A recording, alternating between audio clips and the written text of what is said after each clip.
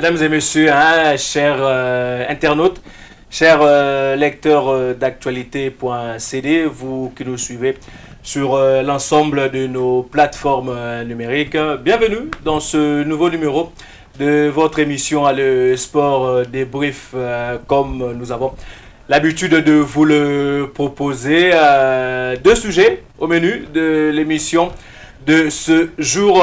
Actualité oblige, on parlera bien entendu de la fameuse affaire Gaylor Kanga ou alias Kyaku Kiangani, qui fait énormément de bruit entre la République démocratique du Congo, la FECOFA d'un côté, et le Gabon de l'autre côté, la Fédération gabonaise de football. On vous donnera en tout cas les dernières informations avant le verdict qui va tomber sans nul doute ce dimanche 16 mai. Et puis on dira un mot, bien entendu, sur la nouvelle nomination du nouveau sélectionneur des Léopards de la République démocratique du Congo, à la personne de l'Argentin Hector Cooper, qui va justement remplacer Christian Tsengi Bembe à ce poste. On donnera également toutes les informations disponibles pour le moment, son parcours et s'il peut apporter quelque chose à cette sélection nationale de la République démocratique du Congo pour que justement cette sélection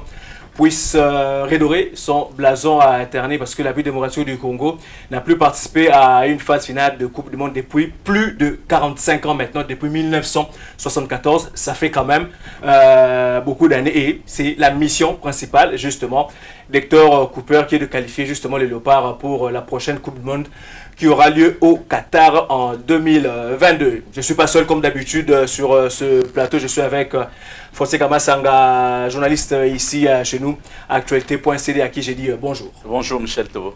Voilà, Fonseca Massanga, premier sujet, on va aller directement. La fameuse affaire Gaylor Kanga qui fait couler beaucoup d'encre. Rappel de fait pour vous peut-être qui n'avez pas eu l'occasion justement d'avoir, on va dire, le petit contenu, le petit résumé de cette affaire.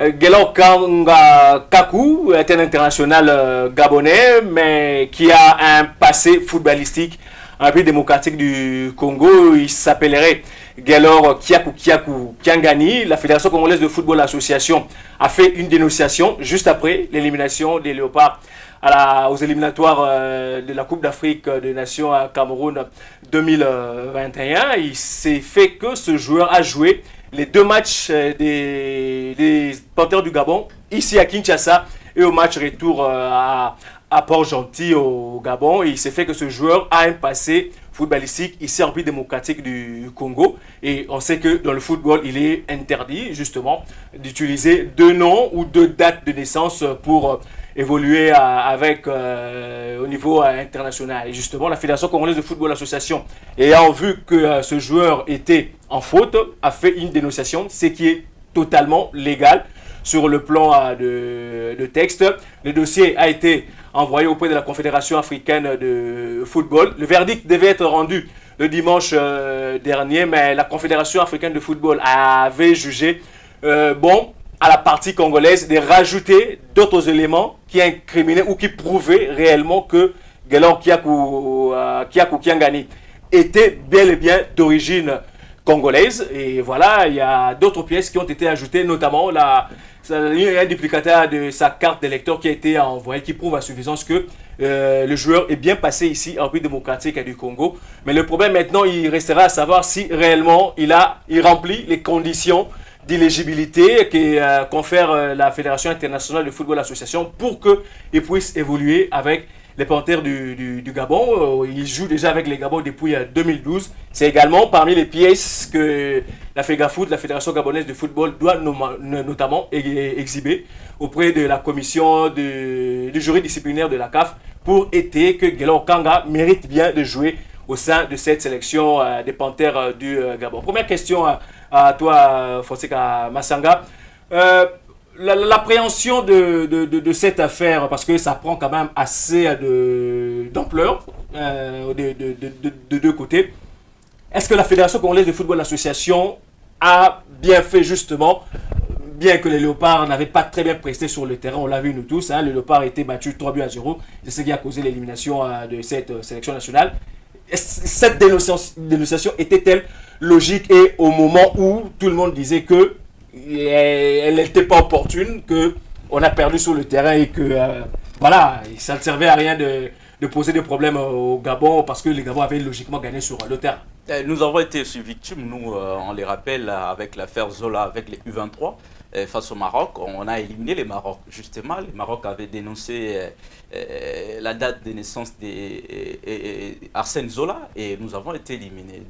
Donc nous, quand on a joué contre les Gabon, le football d'ailleurs, des textes garantissent que même si vous n'arrivez pas à gagner sur terrain, vous avez quand même des possibilités de gagner sur les bureaux. On a sauté là-dessus. Même si sur le terrain, nous n'étions pas capables de se qualifier, mais l'occasion se donnait. Et on pouvait que faire cela. Donc la FECOFA, je trouve que la FECOFA était très intelligente à ne dénoncer parce qu'il y a des règlements, dans les règlements plutôt il y a des textes qui disent quand les joueurs et gabonais, s'il faut faire des réserves, voilà. Des réserves, donc ça s'est fait je crois 48 heures après les matchs, voilà. Mais la FECOFA sentant qu'il était largement en retard, en dépassement des délais, voilà. A fait une dénonciation, ce qui a été recevable au niveau de la CAF.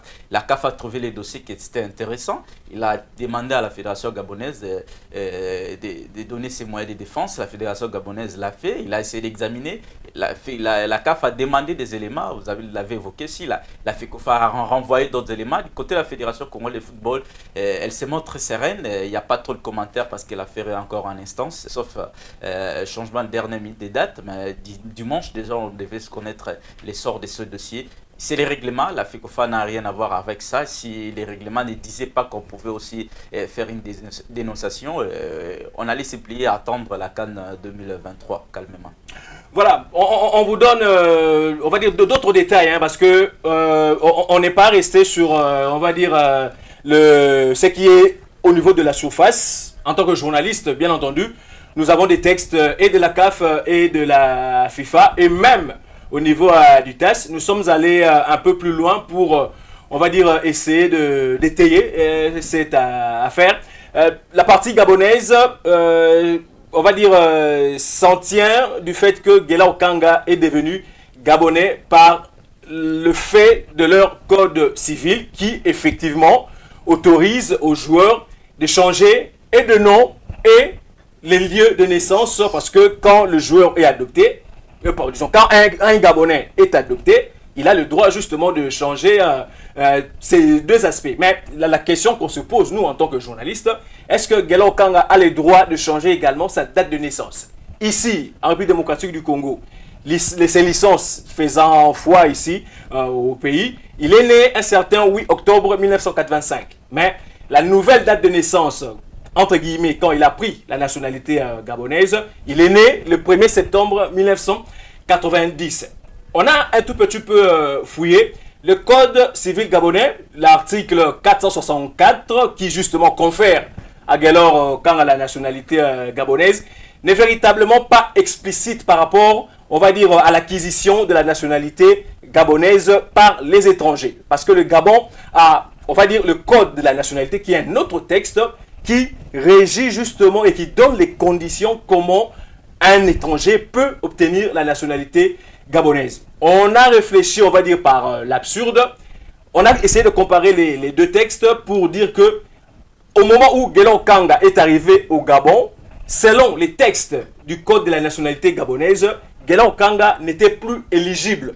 Parce que pour avoir la nationalité gabonaise, il faut en faire la demande et il faut avoir moins de 21 ans.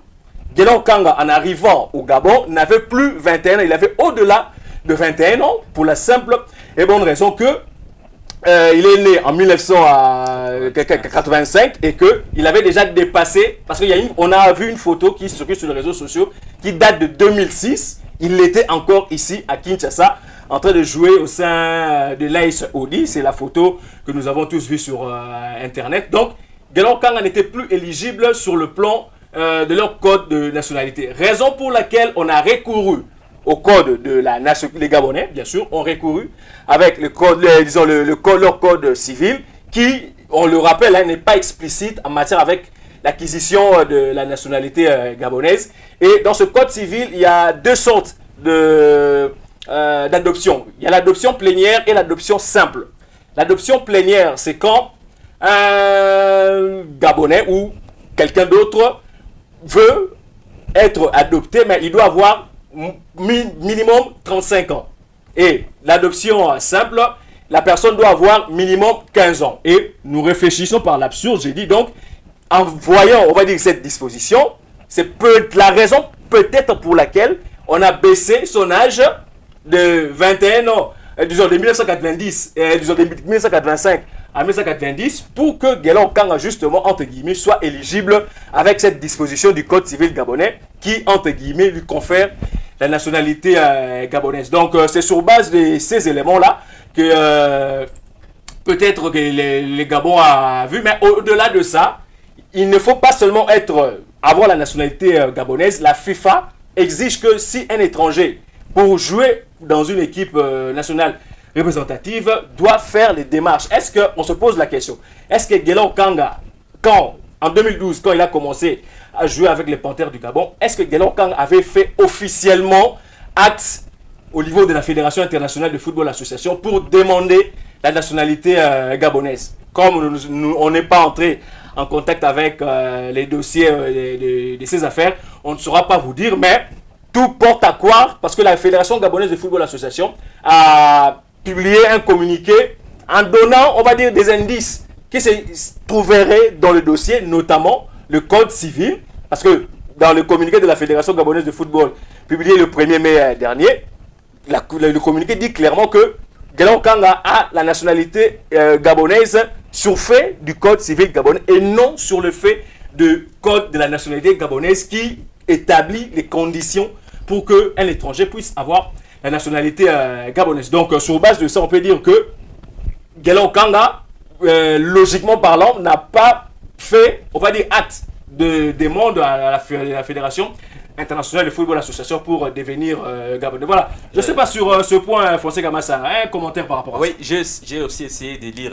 les codes civils gabonais. Et au moment de l'adoption d'un citoyen, on veut adopter, je prends les cas de Guelor Kanga.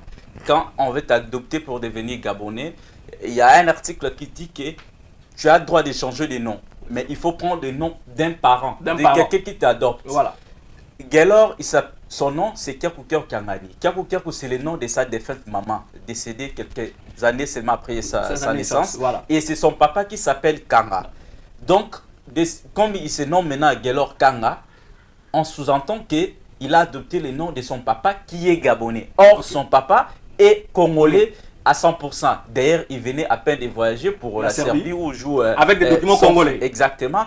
Il habite au 562, c'est le nom qui se retrouve, l'adresse plutôt qui se retrouve dans les licences du joueur qu'on a. Et sur la carte d'électeur qu'on a envoyé à la CAF. Donc l'adresse est repérable et il y a des gens qui sont passés par là. On a constaté que la famille est en fuite justement parce qu'il fallait effacer les traces. Son papa s'appelle Kanga. Guelor a été adopté par un Gabonais, il devait avoir le nom d'un Gabonais et non le nom de son papa qui est encore congolais. Donc il y a plein de choses, je crois qu'à la CAF, il y a quand même des éminents juristes qui vont trancher sur ces dossiers et que la FECOFA, pour l'instant, moi je trouve que la FECOFA a pleinement raison, mais c'est à la CAF de décider. Et surtout qu'on sait qu'il y a des jurisprudences, des cas pareils que la CAF a eu à traiter dans les passés. Et le Gabon d'ailleurs a été une fois victime avec Charlie Moussono. Donc les Camerounais mal naturalisés au Gabon. Donc la CAF joue sur son avenir aussi parce qu'il ne peut pas créer aussi une autre jurisprudence. Voilà. Toujours sur base de texte, parce que quand on est journaliste, on ne peut pas se permettre d'aller dans, on va dire, dans la polémique, mais on interprète les textes qui sont devant nous. Je viens à un point, Fonseca Masianga. La Confédération africaine de football, le jury disciplinaire a semblé, on va dire, négliger les preuves vidéo que la Confédération, que la Fédération congolaise de football association avait envoyées, où on voit clairement que Guelor Kanga était en train de dire que, enfin, de retracer son parcours de Kinshasa jusqu'au Gabon. Sur base de texte toujours, hein, on a essayé de lire. Au niveau du TAS, là maintenant, même si on extrapole, si le Gabon a raison sur le point au niveau de la Confédération africaine de football. On est sûr que la Fédération congolaise de football association ira faire appel au niveau du TAS. Au niveau du TAS, ces vidéos sont de preuves tangibles et recevables qui feront l'objet d'une analyse minutieuse. Nous avons vu des dossiers traités par le tribunal arbitral au sport, là où on a donné raison à certaines affaires où les preuves vidéo étaient totalement recevables. Moi, personnellement, je ne comprends pas pourquoi la Confédération africaine de football avait refusé ces pièces à conviction, entre guillemets, disant qu'elle n'était pas une police. Bon, c'est son avis. On attendra de toutes les façons le verdict de ce dimanche 16 mai pour en savoir un peu plus davantage. Voilà donc, je ne sais pas si tu as quelque chose à ajouter, mais on a été, on va dire, assez complet par rapport à cette affaire Gela Okanga, où, on va dire, sur le plan des textes, c'est vraiment clair que Gela Okanga ou le Gabon, voilà, la CAF doit obligatoirement lire les textes et donner des décisions comme ils se doivent. Voilà. Exactement. Moi, je pense que les vidéos, les audios font partie des preuves, même au tribunal civil. On les voit et il y a des moments où on visionne des vidéos, on auditionne des audios pour justement authentifier les allégations ou les accusations. Et Gela Okanga lui-même, dans cette vidéo-là, affirme, il y retrace même son parcours, comment il a vécu, comment il est arrivé au Gabon. Il dit même dans cette vidéo-là qu'il a été aidé par un membre de la Fédération congolaise gabonaise de football pour avoir ces papiers. Cela veut dire qu'il y avait tout un plan, toute une mafia bien planifiée pour que ces joueurs-là essaient d'évoluer au Gabon avant d'aller en Europe. Donc à la fédération de voir, comme vous l'avez dit tantôt, si la CAF ne donne pas raison à la FECOFA et que la FECOFA estime qu'il a toutes les preuves nécessaires, on peut aller même jusqu'au niveau du TAS, et les TAS à plusieurs reprises d'ailleurs modifier les décisions des confédérations pour donner sa version, et les décisions du TAS plutôt sont irrévocables. C'est comme une cour constitutionnelle, car la cour constitutionnelle décide, personne ne peut contredire. De te recevoir sur ce plateau d'Mputu Léo, d'abord pour parler de ta carrière, de ton parcours. Comme je l'ai dit au sommaire, tu es congolais, natif de Kinshasa, mais aujourd'hui la nationalité c'est gabonaise. Gabonaise aussi. Ouais. Comment ça s'est passé Après, on a bâti 3e division, équipe nanga ya Bosenge, et maintenant 2e division. D'accord. Batikinga, tokenda au côté centre, bato bayebi, examen salama na kisasa na stade de Martyr. Ouais, centre Amoza. Centre, ouais. Na stade de Martyr. Toya ebele, nga batikanga, bakota nga centre te, joueur nyonso bakota, nga batikanga. Kozonga na zonga endako, na décidé ya kolongwa. D'accord. Ya kolongwa ya okende Bandal. Na Bandal, na se présenter, na salite, se bazunga, na beti 1 an na 3e division, na betaki bien, na yo longwa, na yo kende Odi. Place makambo suko ebandi, nde na Odi. Ok. Na beti Odi, to beti 2e division, 1e division, na yo longwa, et mon grand frère Blaise Kanga a sali makambo pour na Gabon, tu na frère nanga Landry Kanga, tu as en France, et tu na biso Gabon.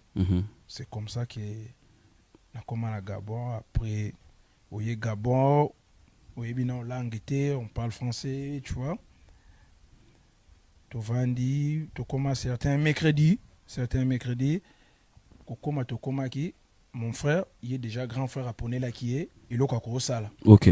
Tellement balé singa non a obeta balité faut que n'y ait que non métier. Ouais. Mais c'est comment na roger que le métier non faut moi na mbal faut y ba quand même métier morobo. OK. Abosani ki oza ine lolo dans likolo. Abosani. Après ça vraiment privilège na frère nanga Landry. D'accord. A commis ça qui na massa nanga moroboye Godel. Mon grand frère qui est là, Philo a bien, Godel. Alors comme on a dit non, naza na équipe morobo, est-ce que ça test? Mais c'est test bis de bêtises na ba première division na Kisasa, to beta ba même époque na ba bilima ba mbunga tango bilime kita première division, comment on de beta so na ça so test na deuxième division. Na mon Congo compliqué. Na vain na ngana parler.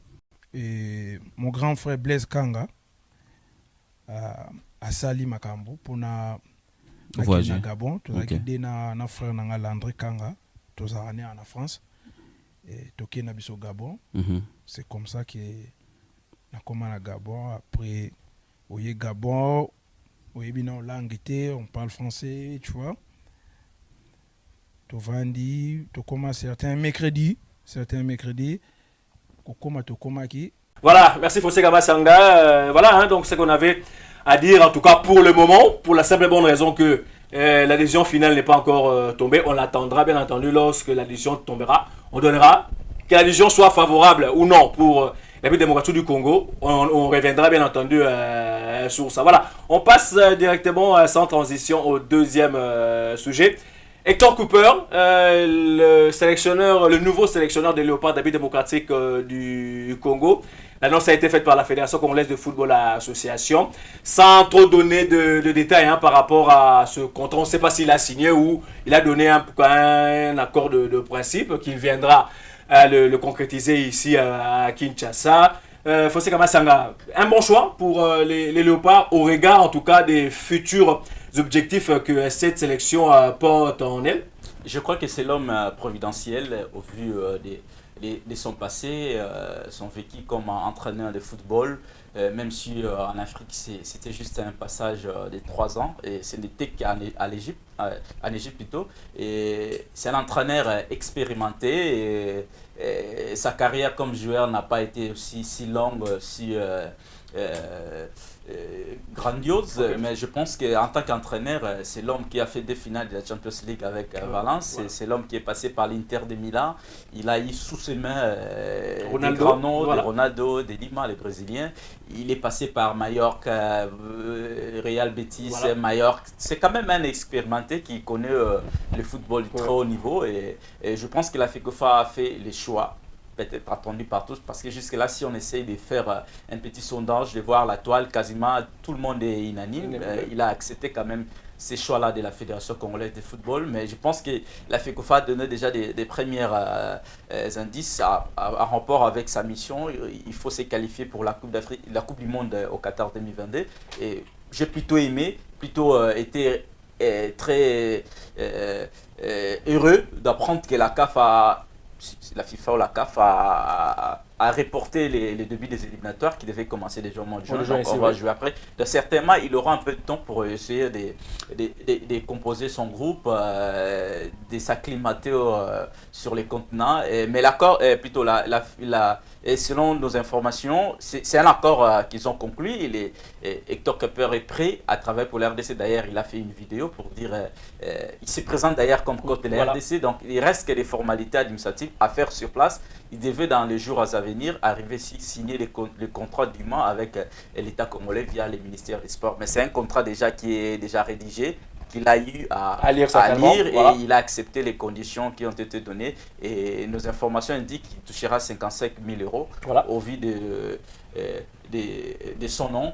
Et ça se justifie quand même. Et on croit que la fédération, notamment l'État, parce que la fédération, c'est pas elle qui sponsorise l'équipe nationale, c'est lui du côté technique et administratif. Et donc, c'est à l'État de mettre des moyens sur table, de payer l'entraîneur à temps. Non seulement l'entraîneur, c'est l'occasion aussi pour que ses assistants aussi signent les contrats, qu'ils aient un contrat dûment signé au même titre que l'entraîneur. Pas le même montant, bien sûr, mais au même titre que les autres entraîneurs et les membres du staff technique. Évidemment, sur le plan motivationnel, c'est clair. Il ne faut pas donner un contrat à un entraîneur expatrié qui amènera, j'ai entendu, comme 3 de ses assistants, mais le reste de l'équipe, ce sera des Congolais qui vont travailler. C'est qu'on ne cesse pas de le dire ici au pays. C'est toujours le sélectionneur principal qui a un contrat et le reste de son équipe n'a pas de contrat. Ce n'est vraiment pas intéressant. À ce sujet, en tout cas, la Fédération congolaise de football association doit se battre en tout cas pour que l'ensemble du staff technique ait un contrat et que tout le monde soit payé selon le travail qu'il est en train d'abattre au sein de cette sélection. Ça aura, on va dire, un impact psychologique important pour le devenir de la sélection. Nous courons derrière un objectif qui nous fouille depuis une quarantaine d'années maintenant. C'est quand même assez c'est énorme. La République démocratique du Congo est un pays de football et il est inconcevable que en 60 ans d'indépendance que nous n'ayons participé qu'une seule fois à une Coupe du Monde. Ça devient presque entre guillemets risible au regard de toutes les ambitions que nous avons au niveau du pays. Voilà. Un point de vue également par rapport à justement à Hector Cooper. C'est clair, c'est un entraîneur. On va bénéficier de l'aura justement de ce grand entraîneur. Il a eu à faire ses preuves sur le terrain, que ce soit en club ou avec... il a participé, on le rappelle, à la Coupe du Monde avec l'Égypte en 2018. Donc voilà, c'est quand même, il est quand même assez expérimenté. Il connaît le continent, il connaît le fonctionnement d'une sélection africaine, bien que les conditions ne seront pas peut-être les mêmes. Il était quand même assez bien nanti. Oui. Il a fait des sacrifices énormes pour accepter ces 55 000 euros qu'il va toucher ici. C'est presque de moitié du salaire qu'il touchait en Égypte. Donc, ça prouve à suffisance qu'il a vraiment la volonté, on va dire, de repartir.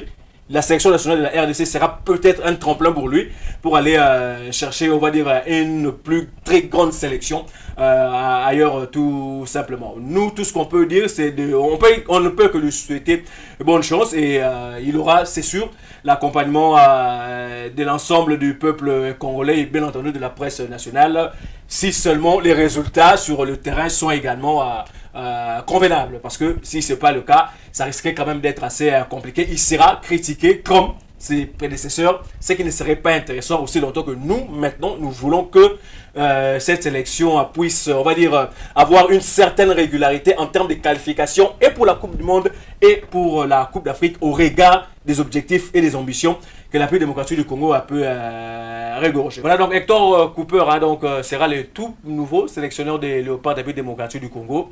On l'attend ici à Kinshasa lorsqu'il viendra signer officiellement à son contrat qui sera présenté officiellement. On aura certainement à lui poser quelques questions sur ses ambitions personnelles ou si il a déjà commencé à prendre contact avec certains binationaux congolais qui hésitent encore à venir rejoindre la sélection. On profitera, c'est sûr, de son aura, du fait qu'il a énormément, il a entraîné les grands et que les Congolais ou ces jeunes joueurs congolais qui évoluent à l'extérieur, qui hésitaient encore à venir au sein de cette sélection, viendront justement à travers sa présence au sein de cette sélection. Et bien entendu, il aura l'accompagnement de l'ensemble du peuple congolais ainsi que nous, la presse qui seront derrière lui pour essayer de lui donner un coup de pouce. Voilà donc, on en a terminé avec ce énième numéro de votre magazine Le Sport Débrief sur l'ensemble des plateformes numériques d'actualité.cd. J'étais pas seul sur ce plateau. Fossé Kamasanga,